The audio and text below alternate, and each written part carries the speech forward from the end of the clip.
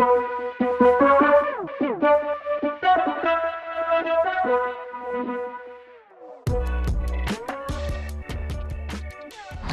everyone, it's a beautiful day out. I think I'd rather be riding, but it's time to get the old Kenda Havocs off and put on some new kicks on the bike. So bike is here, got it sort of taken apart in the garage. Gonna do a multi-phase approach here. It's taking a little longer than I expected. Ran into a few problems, but we'll talk about those a little more if we need to.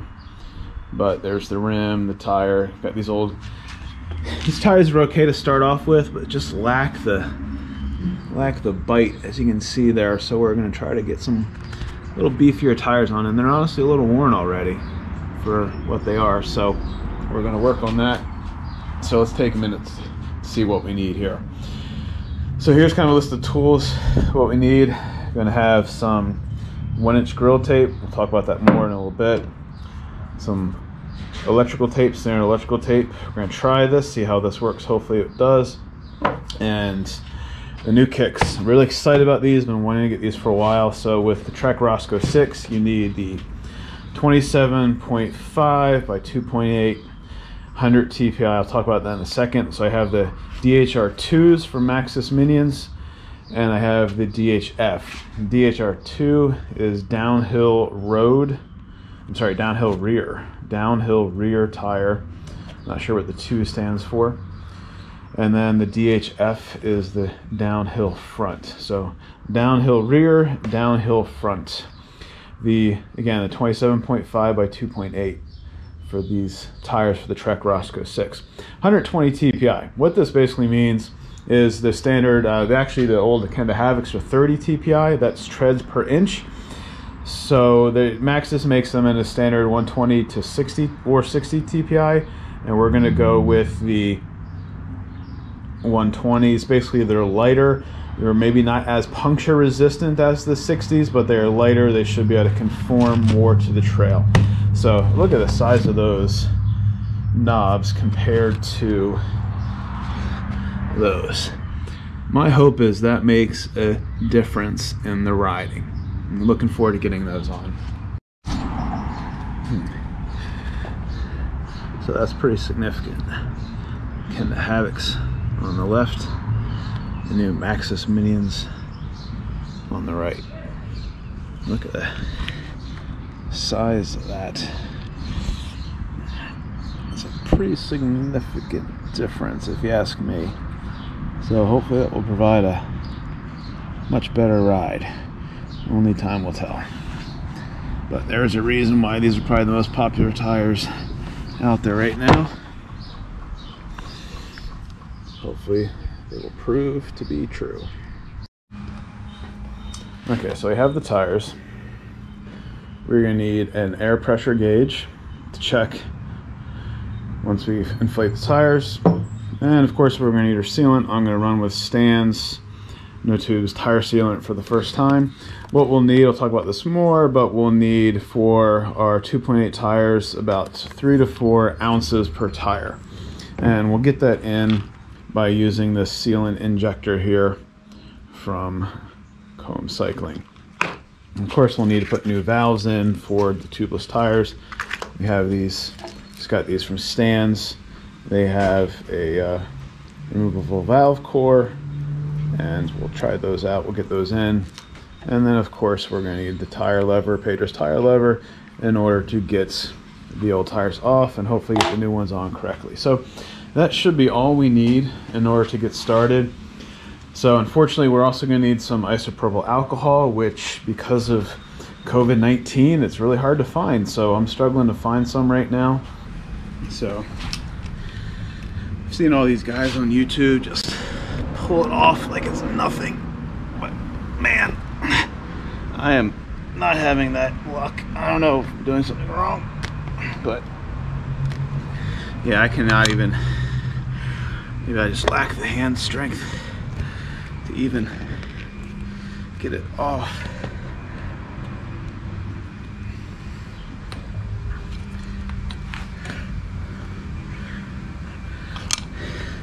think what I did before is I added some water and soap. Was able to get in there. I think I'm going to do that.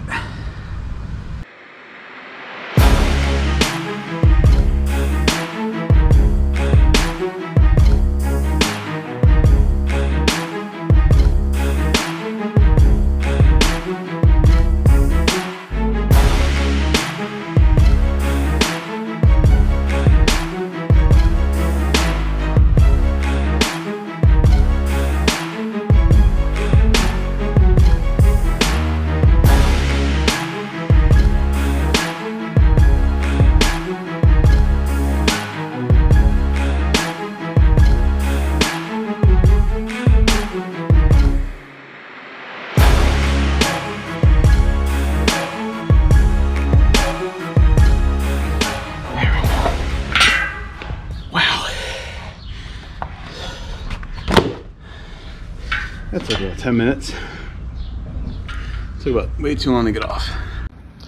So here's something interesting. These are the rims from the Trek Roscoe 6, which are classified as tubeless ready, but that to me, with all the bubbles, does not look tubeless ready. I'd be reticent to put tubeless tires on that. You can see even right here, this just kind of lifts up and could leak completely out.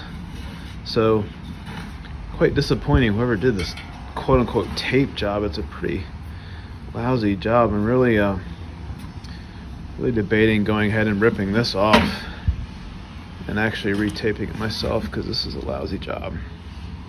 Well, I didn't really want to, but I went ahead and removed it, and I'm actually glad I did, because there was actually moisture trapped underneath. When I removed it, there's actually, look at that, it's actually wet moisture from when I removed the tape.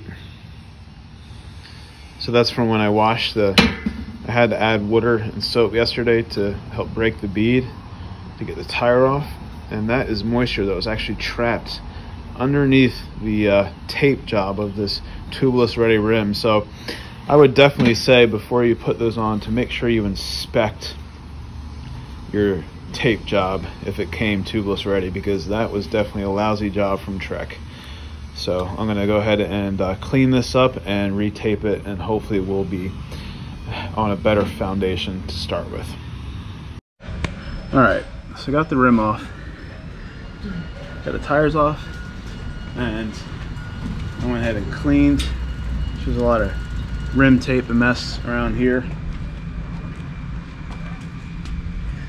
Now, the crazy thing with this pandemic is that you cannot find isopropyl alcohol around anywhere. Checked a lot of stores. So my wife found this QD electronic cleaner, and it has worked to get some of the grime off. It's done a pretty good job, so I just recommend spraying. This is a dries quickly, fast drying, just to clean out. It does a pretty good job of getting all that gunk out of there, because you're going to want a nice clean seal when you put new tape on.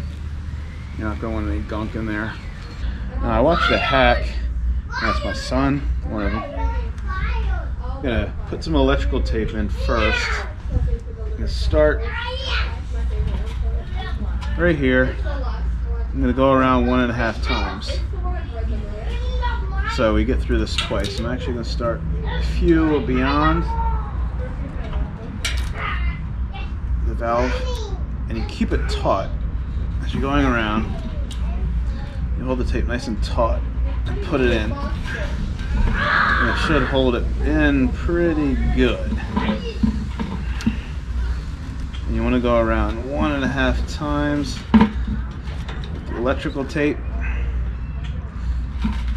Now, I'm a little reticent to put the electrical tape in, but hopefully it should be fine.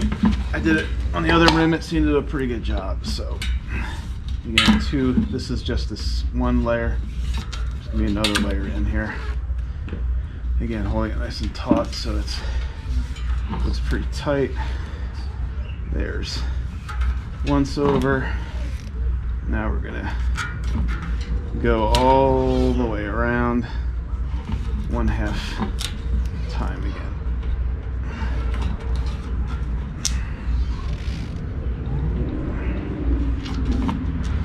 should create a decent seal, I hope. I'm actually gonna go ahead and cut this.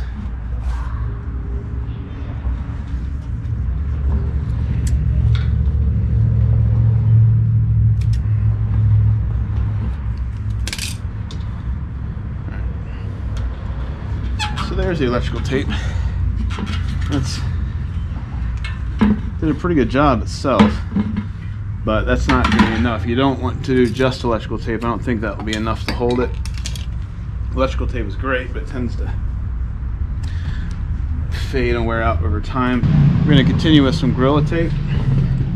Again, starting here, going a few spokes past the valve. And we're going to stick it in. This is a lot stickier. We're going to start right here. Today is just a loud day out here. Hardly ever any planes flying overhead. So just keep it nice and taut. Go around the rim.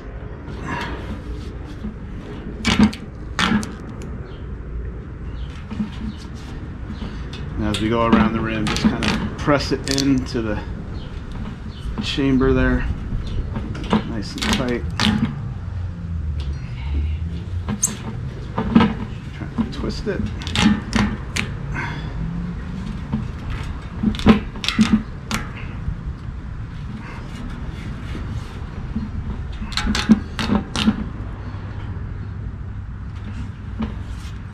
Nice thing is if you kind of get it wrong, you can always pull it back out and adjust it a little bit.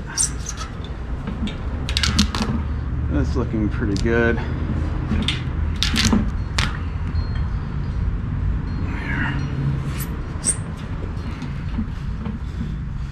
Just make sure it's seated well, and we're one turn around. You don't realize how big tires are until you start spinning tape around them. So you don't want that little bubble. There we go. Should be good enough.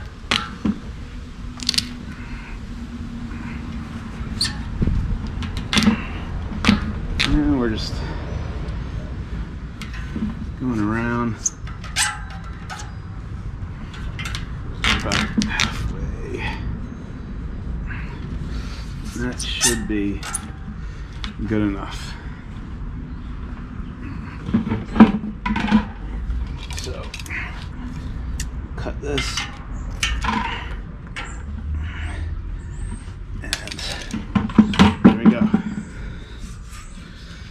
So it's taped all the way around, covering up all the holes. Nice and tight on there. So what we need to do now is just get a small little pick going from this side in the center, just a slight impression. So you don't want to pull up the tape that you just did. So there's the impression right here. I probably can't see it on camera. And it's going to go through, and just a little hole right there. And after creating that hole, we should just be able to take the valve stem we got, screw this.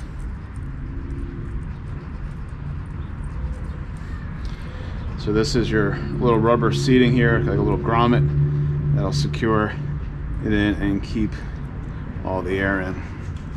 So we're just gonna push this through right here like this. See it better that way. There it's seated. You have to really press it in. Once you screw it in, it'll seat better. Now a lot of people say hand tighten it, but I went ahead and just went a little more. So I feel like this needs a little more than hand tight.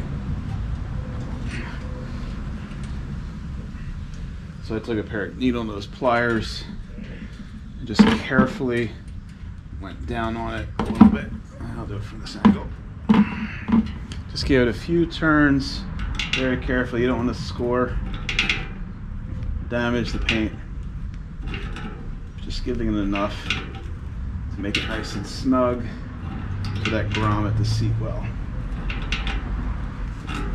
You also don't want to make sure it's not wiggling too much. I still have a little bit of wiggle there, so I'm going to tighten it down a little more. Again, I would not go too hard on this. Hand tight's probably more than enough. You need to make sure that this is pressed down all the way.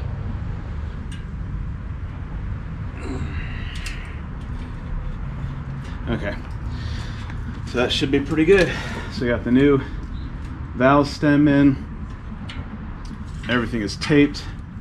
So there's where the air is going to be coming in. Now, what's honestly is the hard part is getting the tire on. So we'll go ahead and get ready to do that.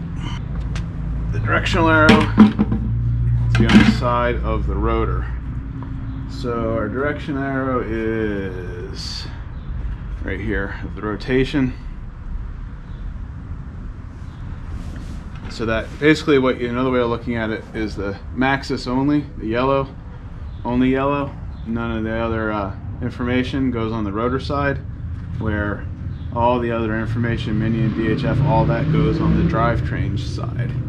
So Maxxis yellow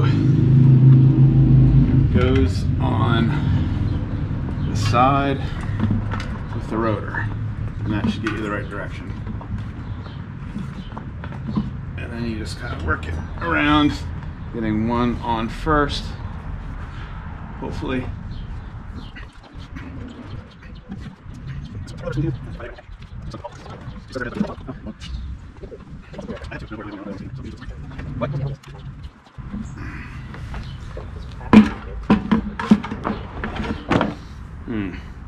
Yeah, this is frustrating.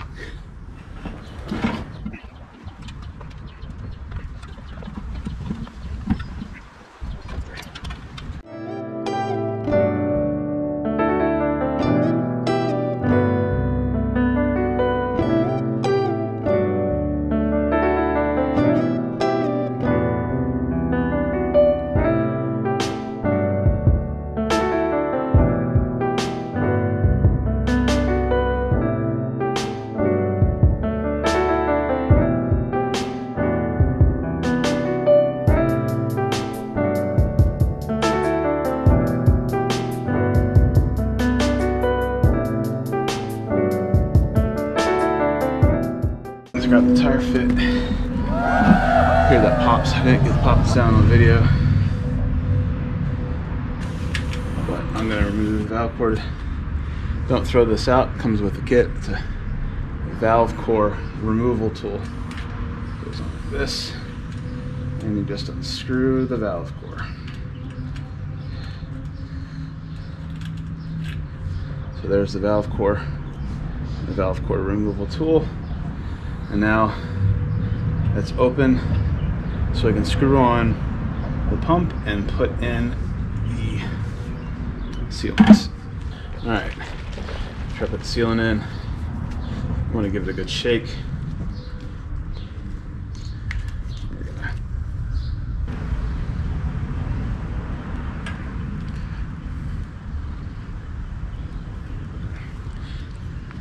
So all the videos show you kind of screw this in, but this doesn't seem to have a screw, so I'm just gonna kind of hold it in and inject it in relatively carefully. Okay, probably not that careful.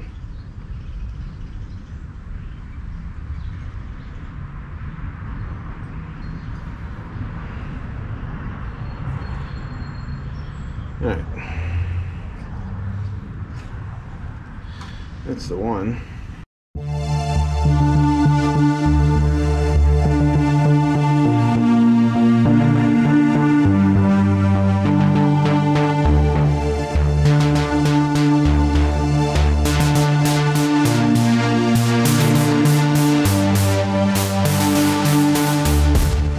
Do it. Now I'll put the valve core back on. Clean this thing off.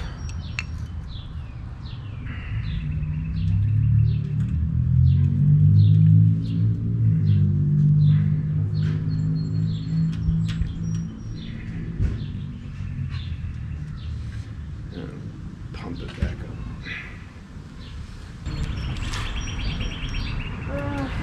Like a while. got this. Sealant on? Sealant's in.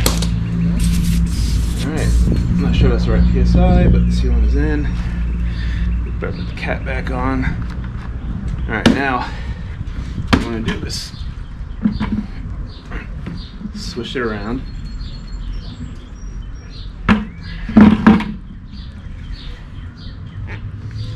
Four ounces of sealing in there. Need to clean off the. Definitely need more air in the tires, but.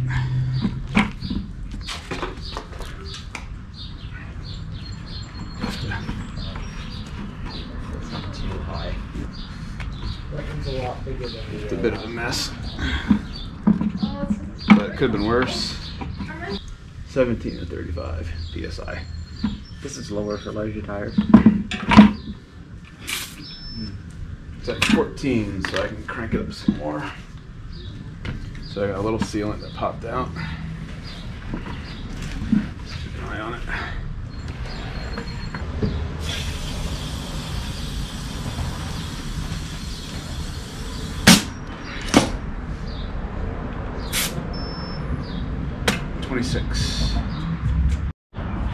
Well, they're on.